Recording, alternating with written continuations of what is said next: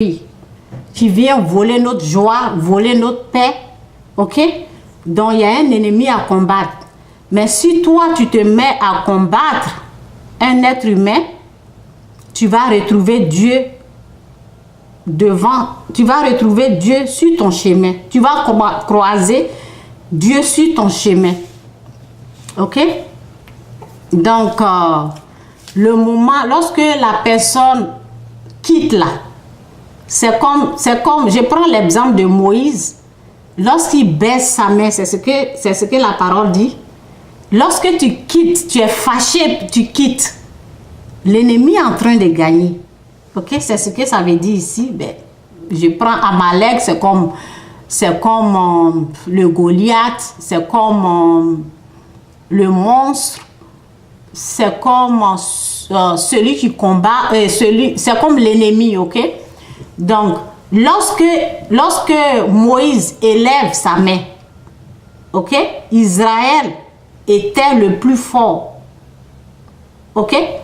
Lorsque Moïse élève sa main, toute la nuit, c'est terrible, quoi.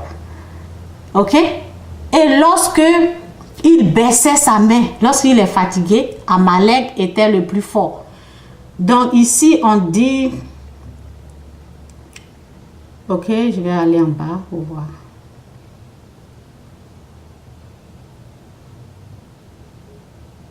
Les mains de Moïse étaient fatiguées. Il prit une pierre qu'il plaçait sous lui et il s'assit dessus. Aaron et Hur soutenaient ses mains, l'autre, l'un d'un côté et l'autre de l'autre côté. Et ses mains restaient fermes jusqu'au coucher du soleil. Il ne faut pas dormir, quoi. Dans le mariage, il ne faut pas dormir. Il faut prier pour ton mari, prier pour ta femme. On a un ennemi qui veut détruire le foyer. Donc, ce que je peux dire pour le mariage, ce que je peux dire aux femmes ou aux hommes, lorsqu'on va pour reçu un mariage, lorsque on s'engage dans un mariage, ou lorsque on est en train de se marier, nous devons mettre dans notre tête, on ne se marie pas pour ensuite divorcer. Il faut que ça rentre. Parce que pour moi, là, ce n'était pas, il n'y avait pas ça, quoi. Il faut que cette parole-là soit là. On ne se marie pas pour ensuite divorcer. Si tu veux te marier et divorcer, vaut mieux ne pas te marier. On ne va pas au mariage, on ne se marie pas pour ensuite divorcer. Je ne vais pas me divorcer. Il faut être la personne qui dit ça pour que le mariage puisse tenir bon. Ok, c'est ce que je me suis dit. Je n'avais pas pris cette décision-là lorsqu'on me disait que la mort, non, qu'est-ce qu'on dit là même? Que la vie et la mort vous séparent, quelque chose comme ça. Et tu remis ta tête, tu dis oui, oui, oui, oui. Je n'avais pas pris cette décision-là auparavant. Donc, lorsque la personne fait quelque chose, je quitte. Je dis, s'il fait ça là, moi, je m'en vais. S'il fait ça là, moi, non. Avant de se marier, là, il faut se dire à toi-même, je ne vais pas quitter. Je vais pas, je vais pas aller au mariage, je ne vais pas me marier pour quitter. Il n'y a pas demi-tour, quoi. Il n'y a pas demi-tour. Parce que si tu as ça dans ta pensée, l'ennemi va attaquer. Ça veut dire que lorsqu'il met le désordre, tu vas quitter. Lorsqu'il vient, il attaque, tu quittes. Et c'est ce but, lui, il gagne. Ok? Lorsque tu quittes là, lui, il gagne. On se bat dans la prière, on prie, on soutient son mari ou sa femme dans la prière. Vous voyez? Parce que les enfants vont en souffrir. Si vous restez ensemble, les enfants en bénéficient. Les enfants souffrent. Ceux qui n'ont pas pris ces décisions-là, ils se sont, ah oui, s'il y a ça là, moi je m'en vais. Hein. Ah, s'il y a ça là, non. Moi je veux telle femme, je veux telle forme, je veux, non. Je veux telle forme, je veux, si tu veux cette forme-là, trouve cette forme-là et puis marie-toi avec ça et ne divorce pas. Ne divorce pas. On ne se marie pas pour ensuite divorcer. Il faut que ça rentre. Quand il y a quelque chose gâté, on arrange. Il y a une dame qui dit que quand, dans leur mariage, quand il y a quelque chose qui est gâté, on arrange, on ne jette pas. Ok? C'est pour cela ils ont duré pendant 60 ans. Quand il y a quelque chose qui se garde, on arrange, on ne jette pas. On ne jette pas l'autre. On ne rejette pas l'autre. C'est comme ça. Il faut lutter. Si ta femme est faible, tu pries. Si c'est ton mari, tu pries. On ne se marie pas pour divorcer. Femmes, soyez soumises à votre mari. Donc, on décide, même si il fait, on ne souhaite pas. Je n'aime pas ce que je dis là. Je ne souhaite à personne, mais c'est comme, ça doit être aggravé dans ton cœur, quoi. Je ne souhaite pas, je n'aime pas, et je ne veux pas ça dans ma vie. Mais tu te dis, tu te parles à toi-même, s'il a 10 enfants dehors, s'ils sont avec des femmes, je ne souhaite pas que cela arrive, mais tu prends des résolutions comme ça. Aucune femme ne va nous séparer, même s'il en a 10, 20, je vais toujours rester avec mon mari. Ce sont des décisions comme ça qu'il faut prendre avant d'aller te marier. Et pour ne pas que cela même arrive, parce que moi je ne veux même pas ça. Pour ne pas que ton mari aille faire des enfants dehors, toi la femme, tu dois prier pour ton mari, tu dois le soutenir dans la prière. C'est un combat. C'est un combat, on ne baisse pas. Quand tu baisses les bras là, Satan est en train de gagner. Lorsque les bras de Moïse est fatigué, vous voyez, lorsqu'il est fatigué, les autres sont venus le soutenir. Amalek gagne. L'ennemi, quand tu baisses, quand tu dis, ah lui tout le temps là, c'est moi je prie pour lui, et puis tout le temps, c'est moi je demande pardon. Pourquoi lui ne vient pas demander pardon? Satan est en train de gagner. Satan est en train de gagner quand tu parles comme ça. Pourquoi lui ne vient pas demander? C'est Satan qui te parle. C'est Satan, c'est les paroles de Satan là tu es en train de prononcer. Et lui, il est en train de... Quand tu es en train de... Lorsque tu es en train de dire, pourquoi lui ne vient pas demander pardon? Pourquoi c'est toujours moi? Toi, tu vas remporter la coupe là. C'est toi qui t'excuses. Toi, tu vas remporter la coupe. Toi, celui qui va remporter la victoire, c'est la personne qui est ample. C'est la personne qui se soumet. Tu ne fais pas ça là, Satan gagne. Tu ne fais pas ça là, c'est Satan qui gagne. Je vous dis, si tu ramasses tes bagages, tu es parti là, tu as été vaincu par le diable. Parce que c'est lui. Il faut lutter. Il faut lutter. Prie pour ton mari. Prie pour tes enfants. Prie pour toi-même. Ok? Toi et puis Dieu là, vous êtes forts. Plus que l'ennemi. Lorsque tu es d'accord avec lui là, vous devenez très très fort. On ne se marie pas pour ensuite divorcer. C'est pour cela, il faut bien chercher, il faut prier, il faut gêner. Lorsque tu as trouvé ton homme là, il ne faut pas laisser quelqu'un venir au milieu de vous. Il y a quelqu'un qui a fait plus de 30 ans dans le mariage. Et j'ai commencé, moi ça fait ma fille à 14 ans, peut-être 15 ans maintenant, ok? Mais les luttes, les combats que j'ai eus là, c'est pas petit à faire. C'est moi je partais. Je dis si c'est pour cela que je donne des conseils, ok? Je vais commencer parce que comme j'ai vaincu le mal, je vais plus parler du mariage, ok? Parce que je sais comment Il faut vaincre le mal. Ok? Donc, comment j'ai vaincu le mal? C'est de ne plus quitter. C'est de ne plus quitter mon mari. C'est de ne plus prendre des bagages et puis partir. J'ai pris une décision. Je ne vais plus faire ça là. Et quand j'ai prononcé ça, c'est là que Dieu m'a béni maintenant. Vous voyez? Lorsque j'ai pris la décision, je ne vais plus partir. Jusqu'à ce que la mort nous sépare.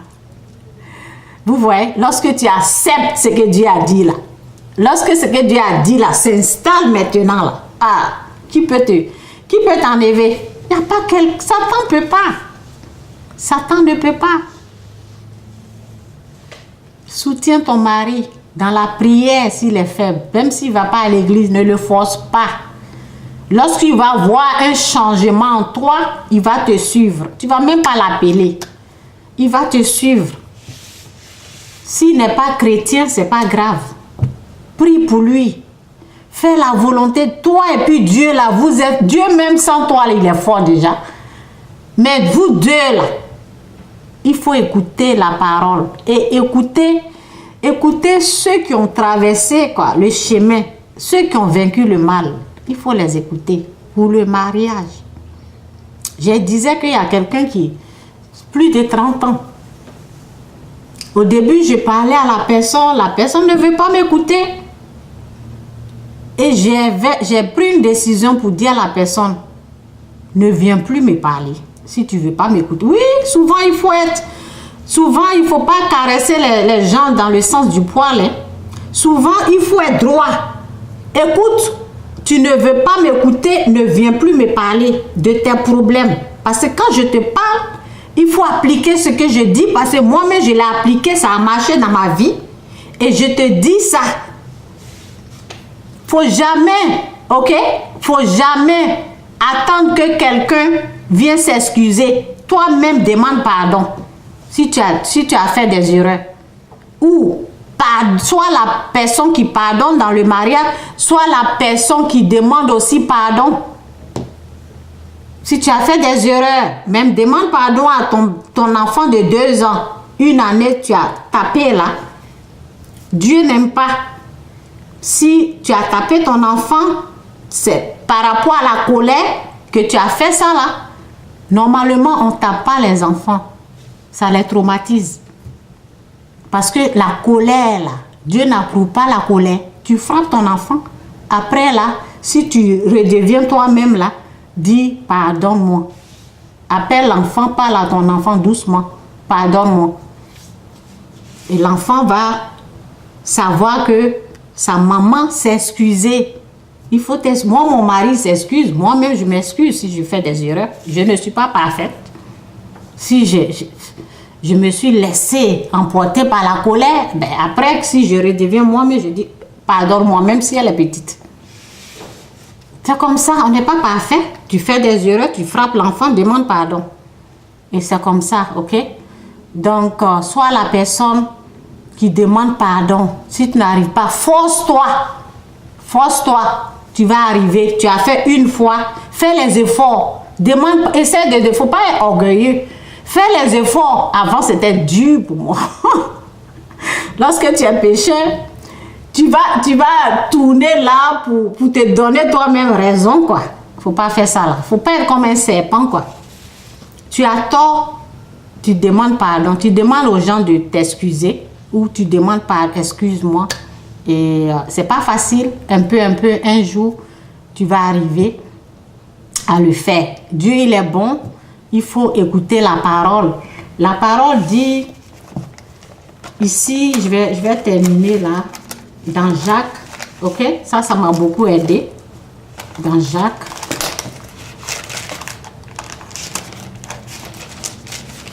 Souvent, je connais la parole, mais souvent là, c'est parti. Donc, je vais aller dans Jacques pour... ok?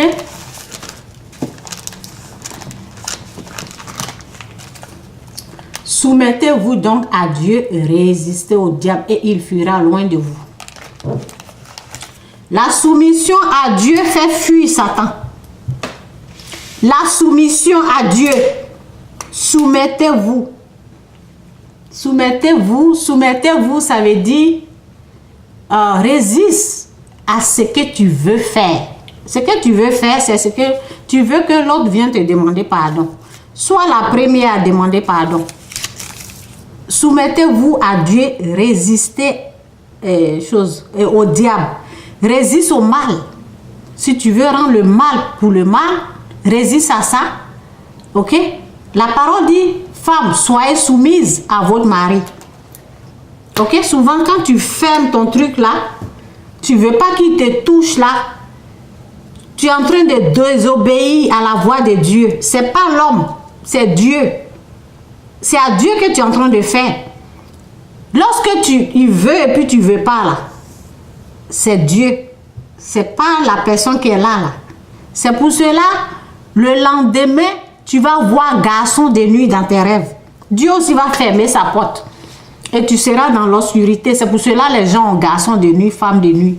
Ah oui, la présence de femmes de nuit, de garçons de nuit, c'est ça. Il n'y a rien d'autre. Moi, je vous dis, moi, je connais, je maîtrise ce sujet-là. Il n'y a pas quelqu'un. Il n'y a pas quelqu'un qui va me dire. Lorsque tu es dans la désobéissance, c'est là que tu vois les choses comme ça.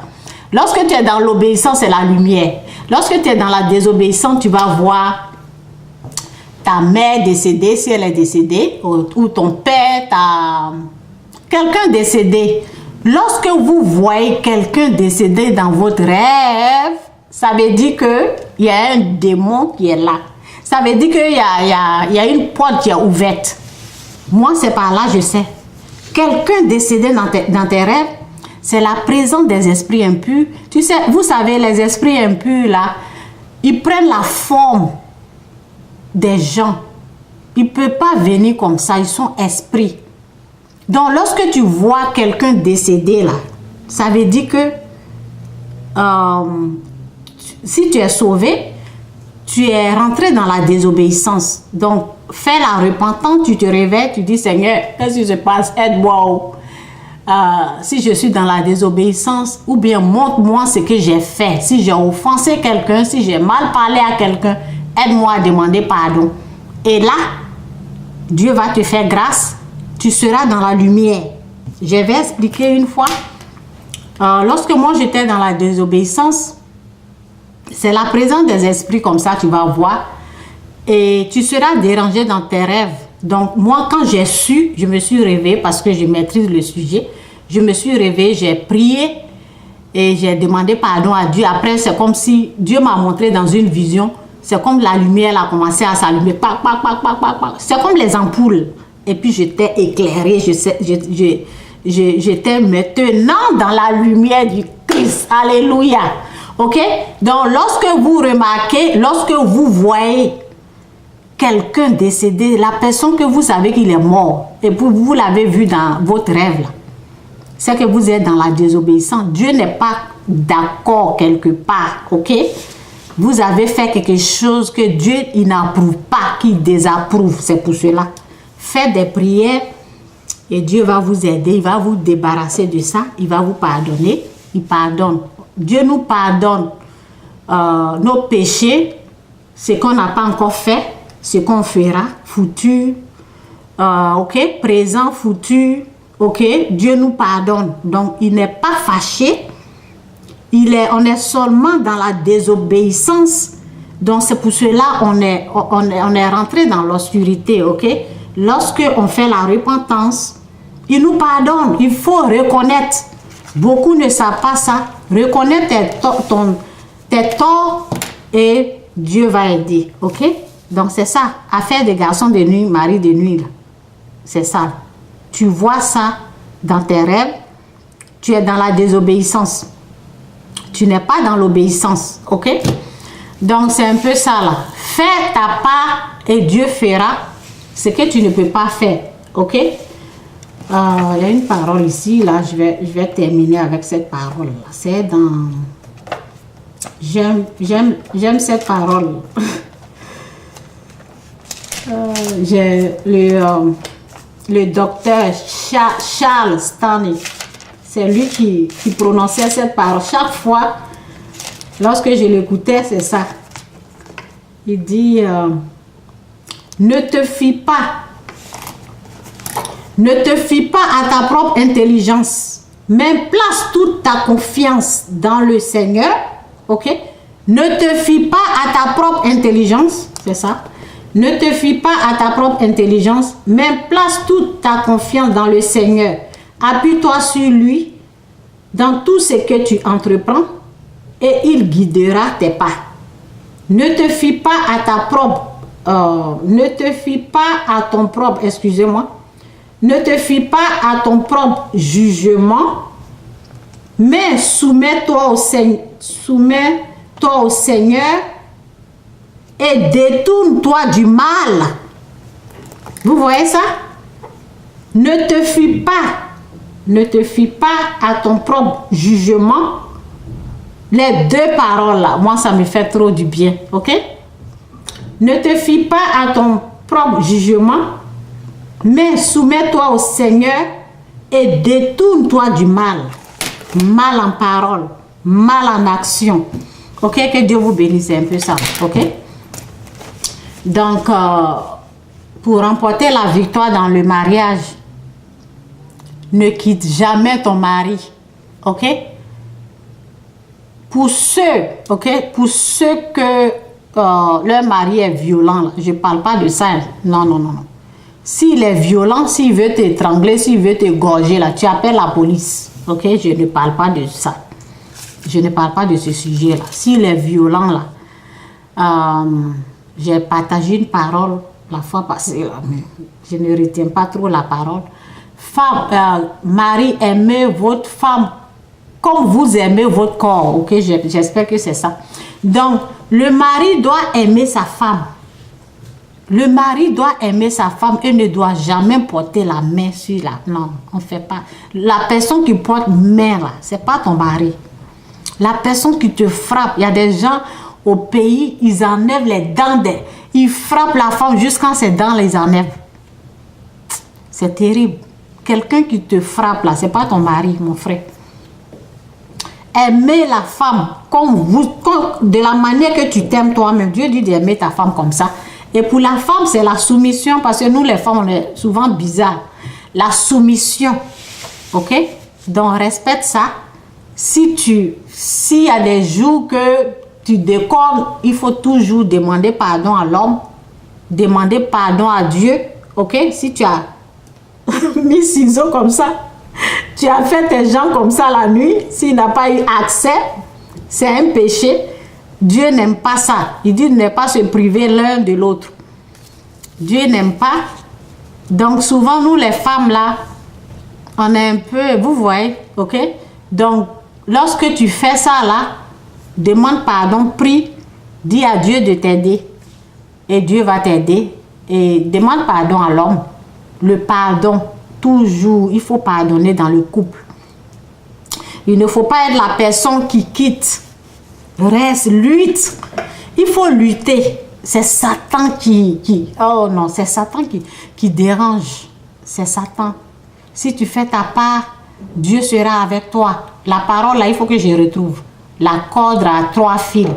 Il faut que je retrouve cette parole. Il faut que ça soit dans ma bouche. Il faut que ça soit dans mon cœur. Il faut que je parle. J'utilise cette parole là plus, c'est pour le mariage.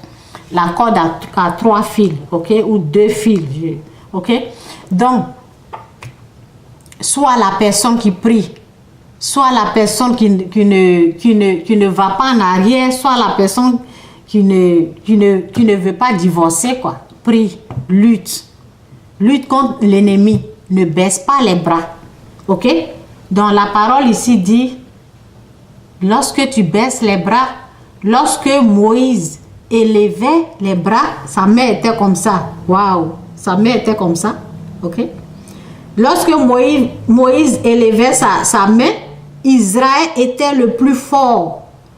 Et lorsqu'il baissait sa main, Amalek était le plus fort, l'ennemi.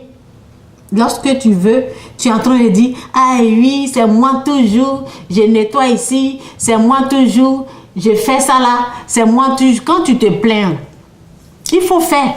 Dieu va te récompenser. Fais ce que tu peux faire pour ta famille. Si tu pardonnes, pardonne. Fais ce que tu peux faire. Si c'est toi qui fais, fais-le. Moi, mon mari, je n'étais pas habituée comment on appelle, à arranger les lits, ok? Je n'étais pas habituée à ça. Moi, je me lève, je suis partie. Donc, il arrange. Il va chez les enfants, il arrange. Donc, tellement qu'on a duré ensemble, j'ai commencé, vous voyez, il ne dit rien, tous les jours, il arrange. Donc, moi aussi, j'ai commencé à arranger, ok? Donc, il y a les choses, souvent, dans le fauteuil, là, il y a des draps, on utilise, on n'arrange pas. Quand il vient, là, il arrange. Donc, c'est devenu une habitude. Maintenant, quand je vois, j'arrange. Vous voyez? Chez les enfants aussi, ils rentrent là-bas. Même lorsqu'on lui dit laisse, il dit non. Ok? Donc, continue de faire. Vous savez, on a différentes éducations et peut-être la personne n'est pas habituée. Ça ne veut pas dire que la personne est paresseuse ou pas. Non. C'est une habitude. Lui, il est habitué à ça. Et quand tu fais la personne, c'est comme les yeux là. Quand les yeux vont voir la personne, vous voyez, ça va travailler. Et un jour, la personne va commencer à faire. Lorsque les enfants viennent, et j'enlève les choses dans leur sac, ok? Donc, je ne sais pas ce qui s'est passé. Un jour, je n'étais pas là. Ma fille a commencé à faire ce que je faisais. Vous voyez? Donc, fais ce que tu peux faire. Fais ce que tu peux faire. Et ne te plains pas trop. Tu peux montrer, si les enfants, on peut les montrer. Ok? Donc, fais ce que tu peux faire. Si c'est toi qui dépenses, si c'est toi qui payes ça, continue de faire et Dieu va t'aider. Que Dieu vous bénisse, c'est un peu ça. On ne se marie pas pour ensuite divorcer. Non. Non. Et ne dis pas, s'il y a ça là, je m'en vais. Non. C'est pas la bonne façon. Lorsque tu es comme ça là, oui, je me rappelle de la parole maintenant que je vais finir là. Je me rappelle maintenant de la parole parce que j'avais noté, mais je ne lisais pas. C'était les notes là. Ok, c'est Dieu qui m'a rappelé. C'est dans Jacques. Ok, je vais aller vite dans Jacques. J'étais tout à l'heure dans Jacques. Je vais aller dans Jacques.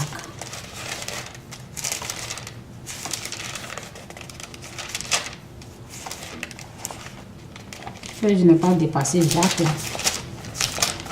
Jacques est ici. Livre et Jacques. Ok, donc, ok, Dieu bénit. Dans le mariage, Dieu bénit. Il y a la bénédiction pour le mariage, disons pour la famille. Il y a la bénédiction pour la famille, ok? Donc, pour que Dieu puisse te bénir, là, il faut être quelqu'un qui... ok, car Dieu donne à tous généreusement et avec bienveillance. Mais il faut qu'il demande avec foi, sans douter. Donc, j'ai dit sans douter, il faut demander avec foi, sans douter. J'étais quelqu'un qui n'était pas, je sais pas quoi, j'étais un pied dedans. Vous voyez, quand tu es comme un pied dedans, un pied dehors, là, tu ne peux pas recevoir la bénédiction de Dieu. Non. Pour le mariage. Ok? Quand tu as, c'est la même chose aussi pour les finances. Quand tu n'es pas sûr, là, Dieu ne peut pas te bénir, c'est ce que la parole dit. Et ça, là, je suis contente qu'il m'a rappelé de ça. Ok? Donc, car Dieu donne à tous. Car Dieu donne à tous généreusement et avec bienveillance. Mais il faut qu'il demande avec foi, sans douter. Quand tu pries, tu es en train de prier pour ton mari, pour ta femme. Ok? Car celui qui doute est semblable à une vague. Ok? Car celui qui doute est semblable à une vague de la mer que l'eau, à une vague de la mer que le vent soulève et pousse d'un côté et de l'autre côté. Un tel homme ne doit pas s'imaginer qu'il recevra quelque chose de Dieu, du Seigneur, car il est indécis et incertain dans tout ce qu'il entreprend. Il est indécis et incertain il n'est pas sûr de ce qu'il veut, quoi. Il est indécis, il n'est pas sûr. Ok? Quand tu décides, quand tu es sûr, je vais rester avec cette femme-là. Je vais rester avec cet homme-là jusqu'à ce que la vie nous sépare. C'est une décision. Ok? Donc, on ne peut plus te pousser comme ça. Ok? Quand tu n'es pas sûr, là, vous voyez, moi, j'étais mon pied, un pied dedans, puis un pied dehors. Je disais, ben, s'il fait ça, là, moi, je m'en vais. Ok? Je n'étais pas sûr. Quelqu'un comme ça, là, Dieu ne peut pas bénir cette personne. C'est ce que la parole dit. Et je suis contente qu'il m'a rappelé. Ok? Donc, un homme qui n'est pas sûr de ce qu'il veut, là, tu n'es pas sûr, c'est pour cela que tu ne luttes pas. Tu n'es pas convaincu que ton mari a attaqué. Tu n'es pas convaincu que l'ennemi est en train d'attaquer ta famille. Tu es comme, vous voyez, tu es comme ça, quoi.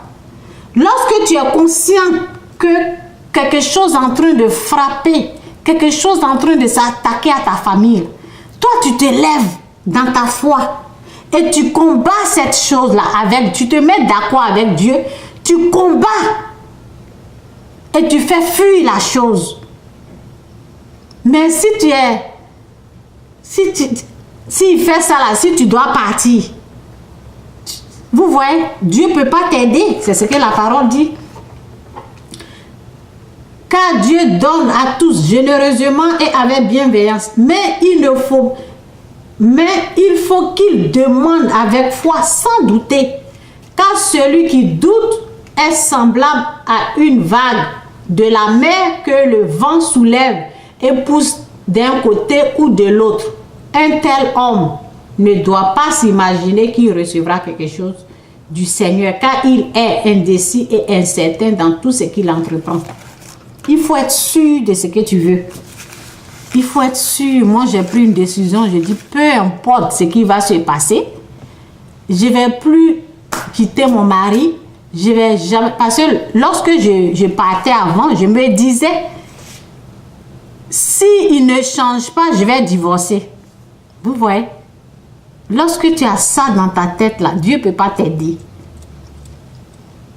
Lorsque tu prends une décision, je ne vais jamais me divorcer. C'est jusqu'à la mort. C'est là que Dieu te bénit. Ok? Moi, c'est ce que j'ai appris dans le mariage. C'est ça. Et c'est aussi la même chose que la réussite. Hein? Il faut être sûr de ce que tu recherches. Sûr de ce que tu recherches. Ok? Je ne sais pas ce que j'ai dit. Sûr de ce que tu veux. Là, Dieu peut t'aider. Quand tu es sûr, tu fonces. Malgré les attaques, tu continues. Malgré les épreuves, tu continues de combattre l'ennemi. Tu ne combats pas l'homme. Si tu combats l'homme, ton mari, si tu commences à combattre ton